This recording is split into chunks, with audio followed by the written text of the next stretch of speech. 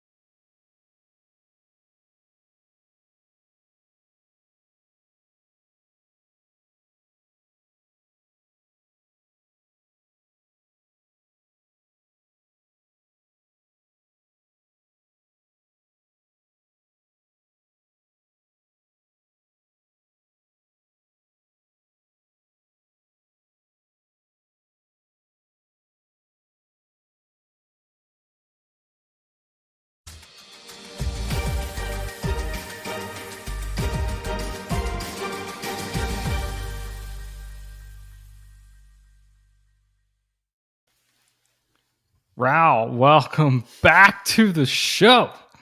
So good to have you here. Yeah, it's so good to be back, Scott. We're like regulars. We've done this so often. We could do that. I could We do that. could.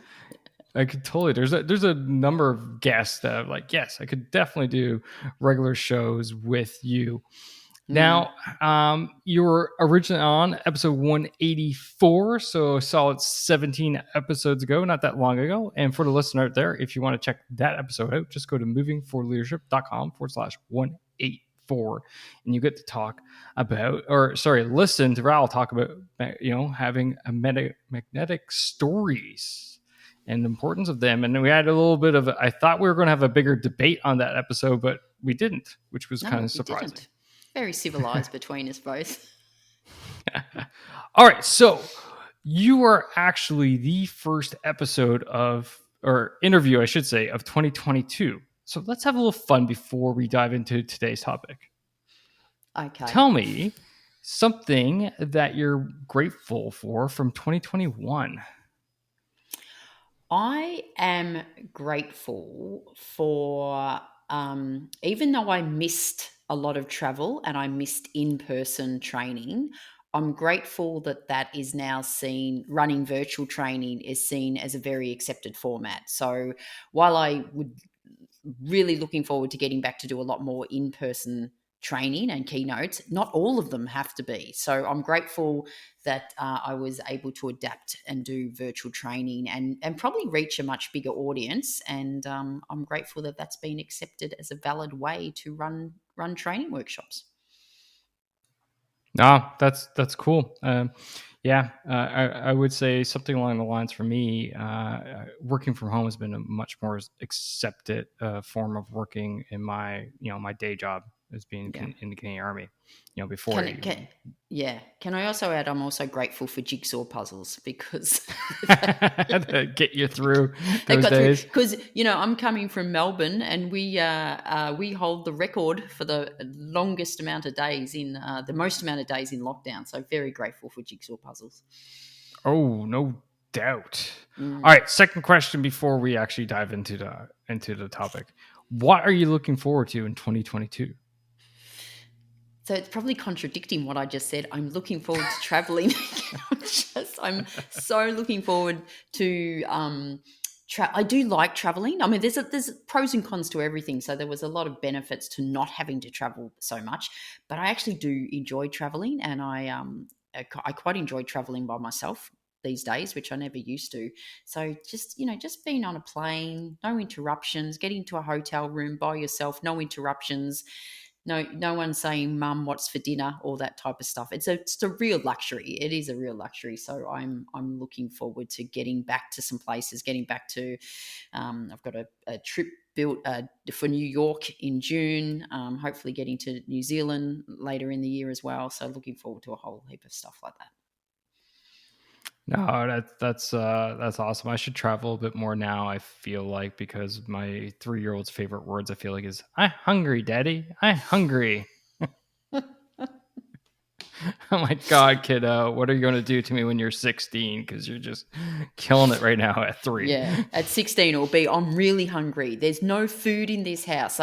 When the kids get older, it's like, there's no food in their house, and you're just looking around like, what's there for breakfast? I just came from the supermarket. There's no food. Well, there's bread, there's cereal, there's eggs, there's bacon, there's fruit. Like, how much food do you want? How many choices do you want for breakfast? All right. Anyway, that was fun. I need to do these things a little bit more. I feel like let's liven this show up just a little bit, off topic a little bit. But all right, today we're talking about slang. We're talking about acronyms and inside terminology. So let's dive in. So what's the problem with it? Like, I work in an environment where, like, acronyms, it's almost like a way of life in the Army. I know acronyms. I don't even know what they mean. I just know what they're used for. But that's fine, isn't it? Like, we all do that. One of my favorite Army military acronyms is SNAFU. Do you like that one? Oh yeah. That we'll keep this show PG, so I we was won't going to explain say that one. I will. If you don't describe what it means, I'll take the hint that I'm not allowed to swear. We can explain four of them. It's situation normal or boo up. So that's what snafu. I like that one. So what's the problem? On some levels, there's no problem. So on some levels, if everyone understands the acronym, and I came from technology, so technology has its fair share of acronyms as well. So if everyone understands what the acronym means, there's no real issue. Like in technology, like ATM, automatic teller machine, PIN, personal identification number, they sort of become normal words. So it's not a problem. And in fact, even some words like scuba and laser started their life as acronyms, but now they've just morphed into actual words. So when it's like that, there's not a problem with them. The reality, though, is the vast majority of times, not everyone understands the acronym you're saying.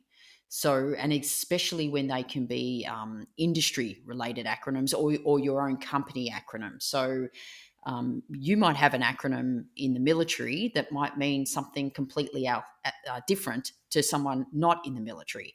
Even in, if I said something to you like SME, you might think that's subject matter expert, or you might think that's small to medium enterprise. But if I'm talking to you and I'm thinking subject matter expert and you're thinking small to medium enterprise, we could actually have a conversation and be talking about two completely different things. So that's one of the problems that can actually lead to miscommunication.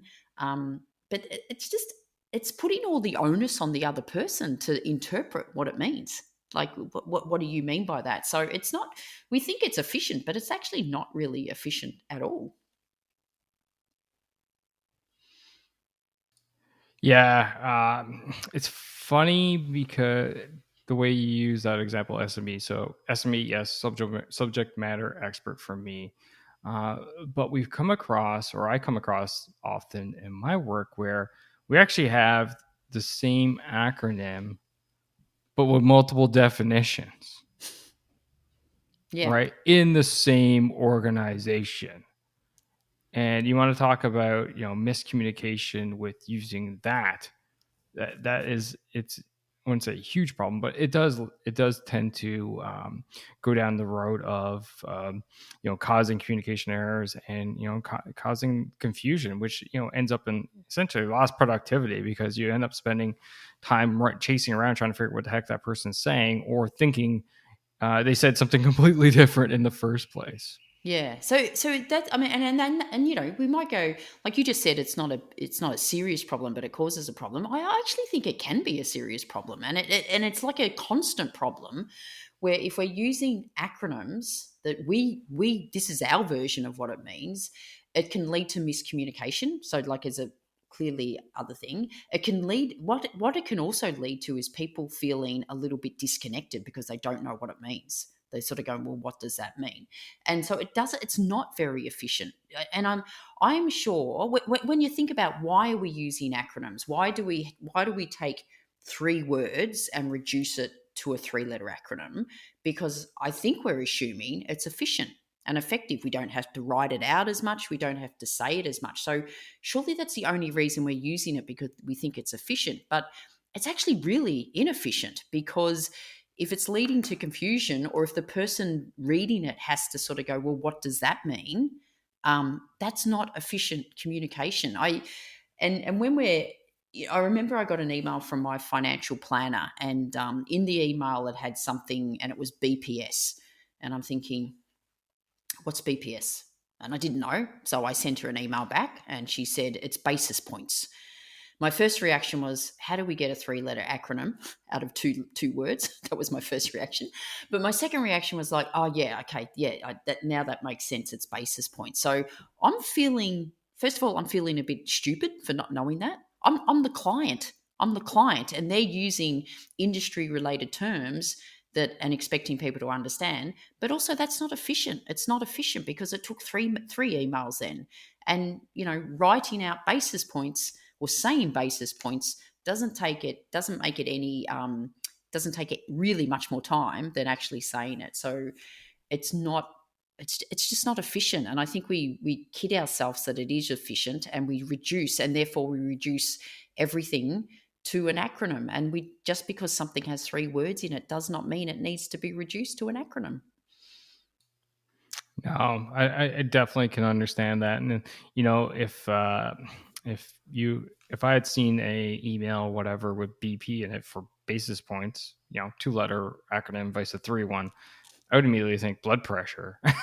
Because Yeah. my wife's in healthcare, right? So I see BP for her. Whenever she talks about stuff, it's all about blood pressure. So it definitely can lead to that confusion. Now, what's your recommendations for leaders out there when they're talking, they're presenting, and emailing, writing to their folks about using these slang terms, these acronyms, these inside words that that remain kind of within the organization? I think I remember I worked with this woman, and she was really, really conscious of not using acronyms and jargon, and she was really focused on when we communicate, it's our responsibility to communicate in a way that's really clear. And she actually got a new job, and it was actually a change of industry. She went from a telecommunication industry to an education industry. And she told me this story about one of the very first weeks in her job. Her team were producing this 10-page document that was going to be going out to the entire university. And she said it was 10 pages. And she goes, it was so full of acronyms but they put all the acronyms on the last page. So what she said she had to do is rip off the last page, and every time she came across an acronym, she had to refer to the last page to try to understand what it meant. And she said it was to her it was such a terrible experience to consume that information. She made her team rewrite the document without any acronyms, which meant they didn't need the back page. So they didn't need that 10th page.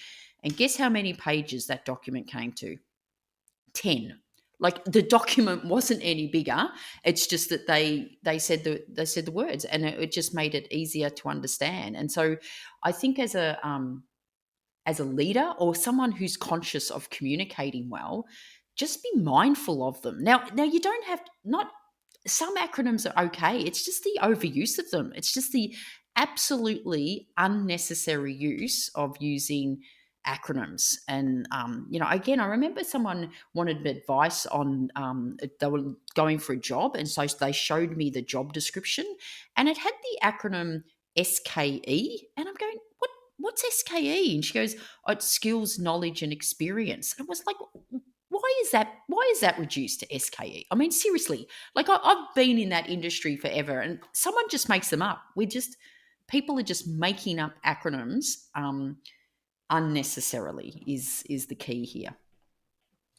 No, I hear you, and I can totally relate to just finding yourself kind of stuck in the habit of using them. I remember I was writing an email, actually I think earlier this week or late last week, and I looked at one sentence, and it was probably like, I don't know, 10, 15 words long, and at least half of that was like all acronyms, and a good 4 to 5 were like literally right in a row. I was just like, oh, I need to rewrite this. I was like BP, BPT, be prepared to, blah, blah, blah, Yeah. IAW in accordance with, and all. I was just like, oh my God.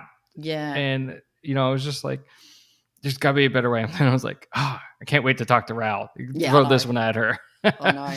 I hope I become everyone's a little annoying voice on their shoulder going, do you really need to reduce that to an acronym? Do you really need to do it?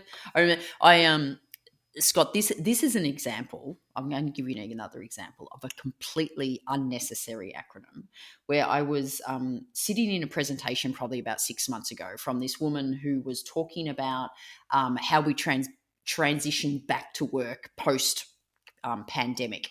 And she was talking about how the working situations is going to change, where employees are expecting a lot more flexibility. and there's going to be some flexibility for all, like for everyone, or there might in some instances only be flexibility for some. And she had flexibility for all, and then it had an acronym in a brackets FFA, and then she had flexibility for some, and the acronym was FFS. Now, I'm not going to, you've just told me I'm not allowed to swear on this show, but seriously, what comes into your mind when you see the acronym FFS? And she had no idea. And in the end, it was a virtual thing. And in chat, I said, well, whenever I see FFS, this is what I think of. And I wrote it out. And she was going, oh my, she was mortified. Taking away the fact that what FFS normally what people think of, completely unnecessary. Like flexibility for all, just say it. Like it does not need to become an acronym. That reminds me of like one of those Facebook, not memes, but like, the multiple photos that are turned into a joke, and it's like a conversation between a mom and I believe a daughter or something. And the moral of the story was the daughter says, someone's in the hospital or someone's got seriously hurt, and the mom goes LOL. Yeah. And the daughter's like, what's wrong with you? Why is that funny? She's like, what do you mean? It means lots of love, right? Or, something. So yeah. You can see like this is exactly the same type of scenario where, it was completely innocent what was being said. And in her mind, the mom's mind, she was saying the right thing. But the reality was in the daughter's mind, that was a totally different message being sent. And I think that's the moral of the story here is, from what I'm hearing from you, is if you're going to use it, make sure that the other person absolutely knows 100% what you're saying when you use it. Yeah. And one of the things that we do and out of the Canadian Army is if we're using an acronym, especially in written text, what we'll do is the first time we'll have it written out and then in brackets put the acronym, and then afterwards we'll use it. Yeah. So along those lines, what are some tips for leaders out there? If you're going to do it, how do you go about doing it right? Yeah. So if anyone's done any study or any academic writing, the absolute protocol is the first time you use an acronym, the first time you introduce an acronym, you use the entire words and then have the acronym in the brackets. And from then on, you can use the acronym. So that I guess is the protocol when it comes to writing, and it should be the protocol when you're speaking. But having said that, if it's still not a really common acronym, it means even though you've explained what it is, and then you're using the acronym from then on, every time you do it, if it's not really common, your audience has to do the interpretation. So it might only take a split second, but it is literally like you're speaking a different language and the audience is doing the interpretation. So again, I would say still reduce the amount of acronyms, because like, in your example, if you got 4 in a row and you've got to do interpretation for each one, even though it could be a slight nanosecond, it's just making it harder to understand. So there's a protocol to use them, but I still believe we overuse them. I still look at anything and we overuse them.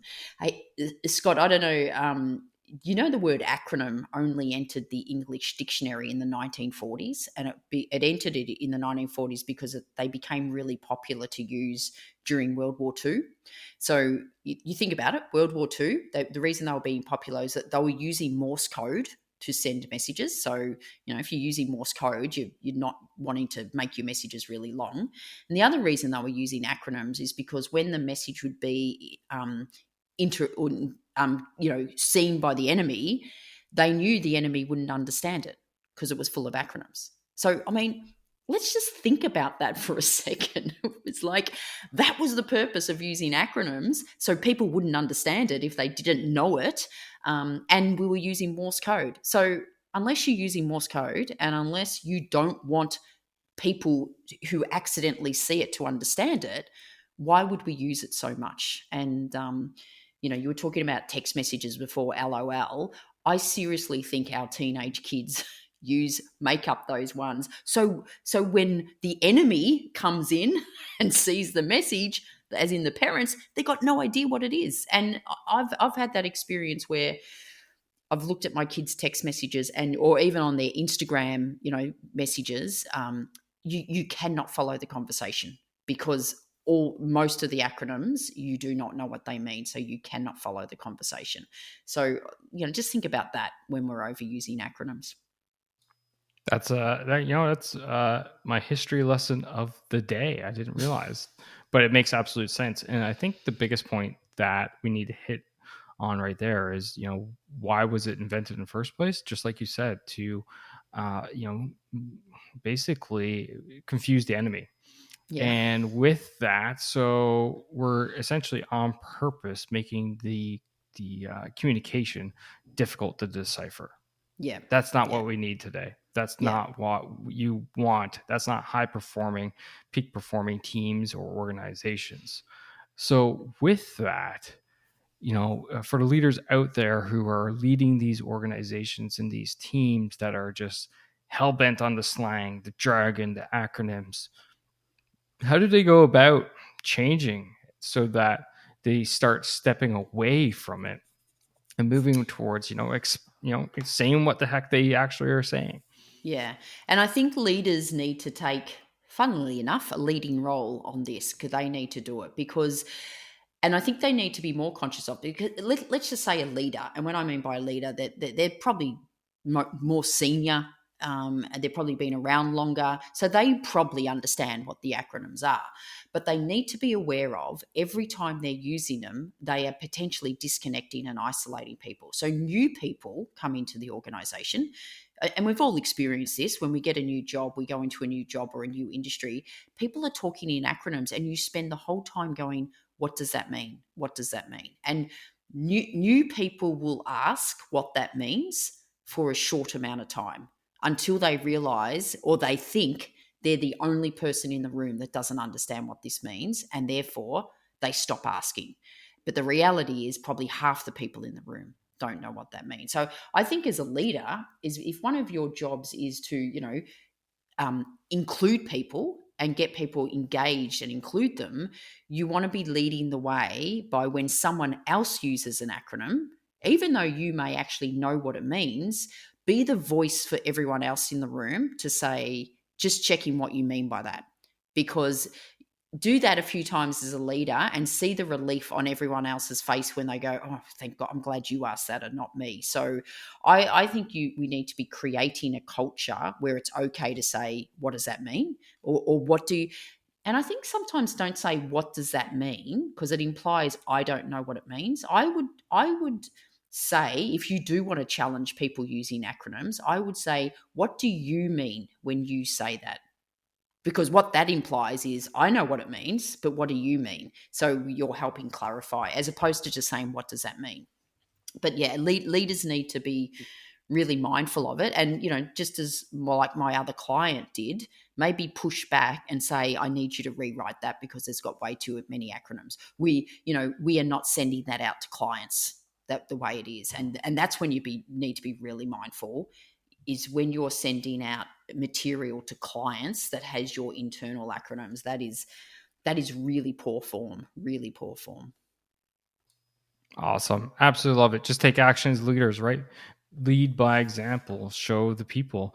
And more importantly, back to episode I quote often with Tim Clark, setting a stage of psychological safety, environment of psychological safety where people feel included, and essentially allowing people to, one, question what the heck does the acronym or slang or jargon mean, but two, being forthright and saying, okay, what do you mean by that, and let's start talking and communicating a way to ensure everyone understands what you mean, so that the communication gets passed succinctly. Yeah, absolutely. And we spend a lot of time on acronyms because that can really lead to miscommunication. But the jargon's the same. And again, a lot of jargon comes from the military. Things like run it up the flagpole. You see people go run it up the flagpole. And it was only, I only actually found out about, and I've been hearing run it up the flagpole for like decades. And you sort of know what it means. I only found out that the real saying is run it up the flagpole and see who salutes.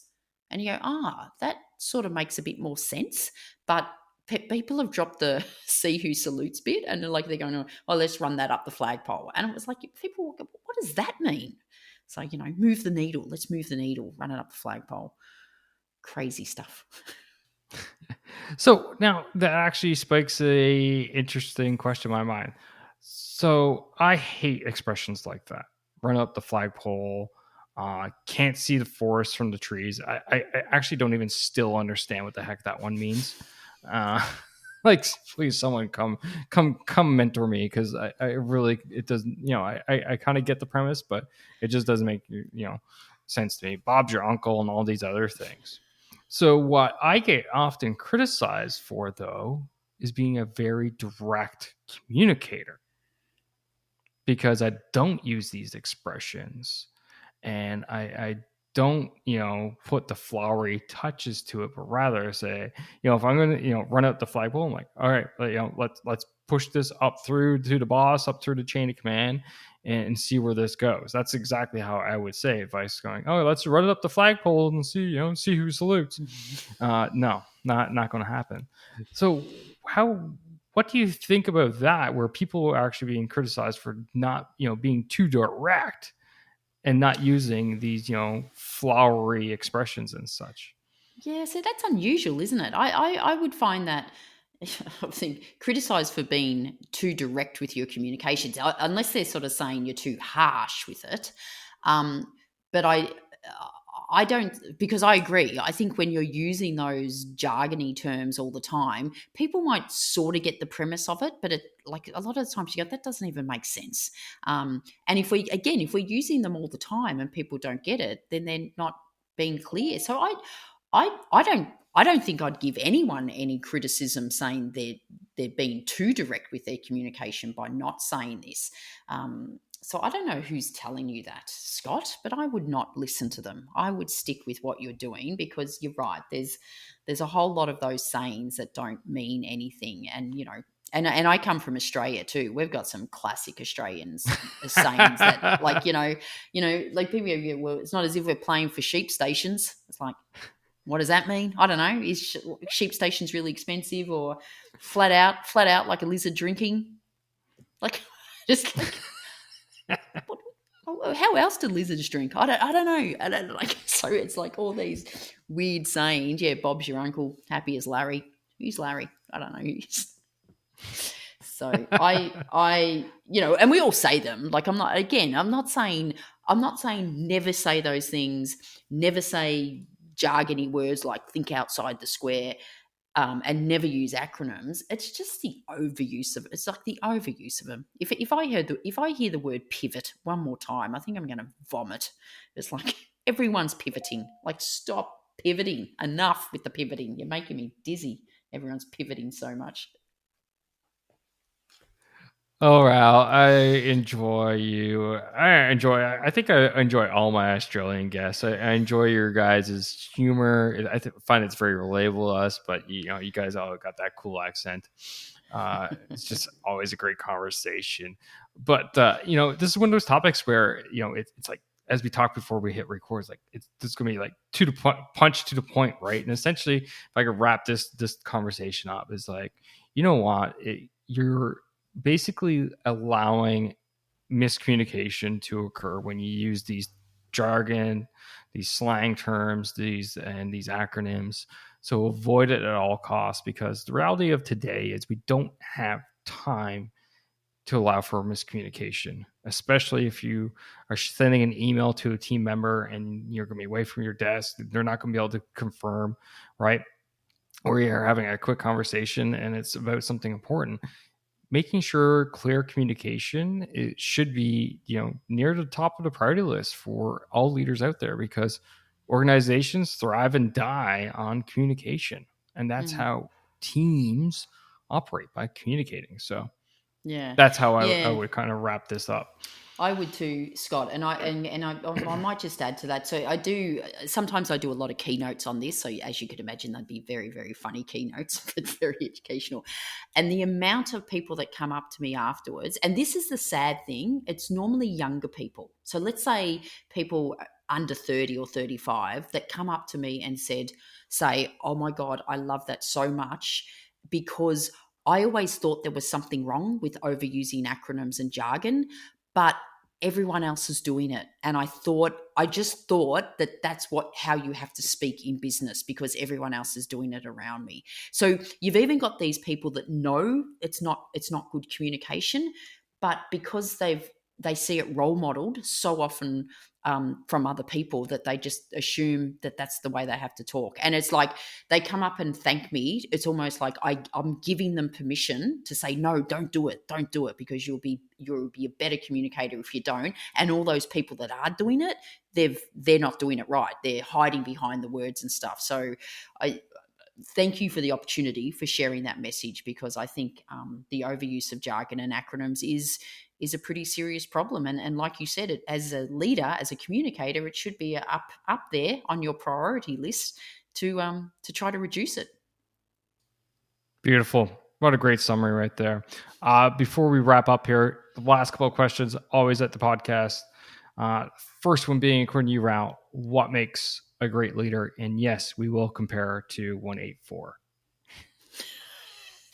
Did you ask me that question? What makes a great leader? All right. There's so many things that make a great leader, but I'm going to say a great leader is someone who's really authentic, and authentic in the way they act and behave, and authentic to their values.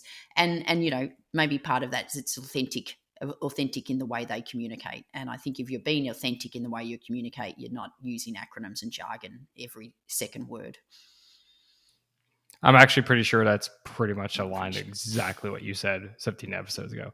And then final question of the show: how can people find you? How can they follow you? Be part of your journey. It's all about you. Shameless plugs. Yeah.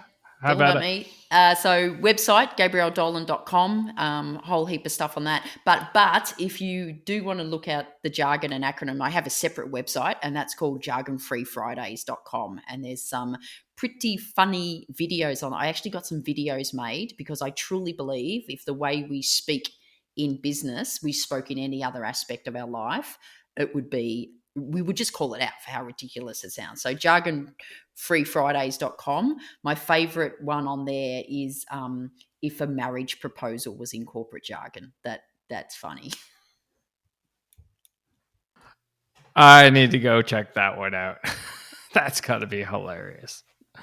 Awesome, man. Thank you again for coming back on the show. Thanks for taking time out of your busy schedule. I know as soon as we hit stop here, you're bouncing and heading back out for something, another engagement. So we'll say thank you for your time and all that now. And take care. And it's great seeing you again.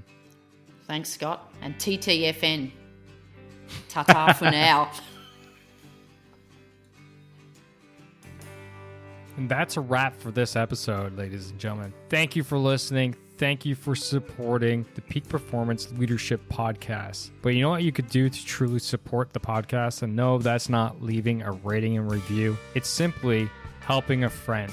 And that is helping a friend by sharing this episode with them if you think this would resonate with them and help them elevate their performance level, whether that's within themselves, their teams, or their organization.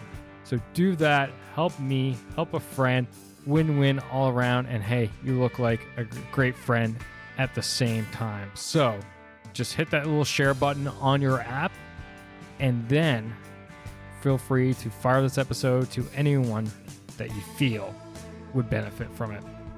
Finally, there's always more. There's always more lessons around being the highest performing leader that you can possibly be, whether that's for yourself, your team, or your organization. So why don't you subscribe? Subscribe to the show via movingforwardleadership.com/subscribe. And until next time, lead, don't boss, and thanks for coming out. Take care now.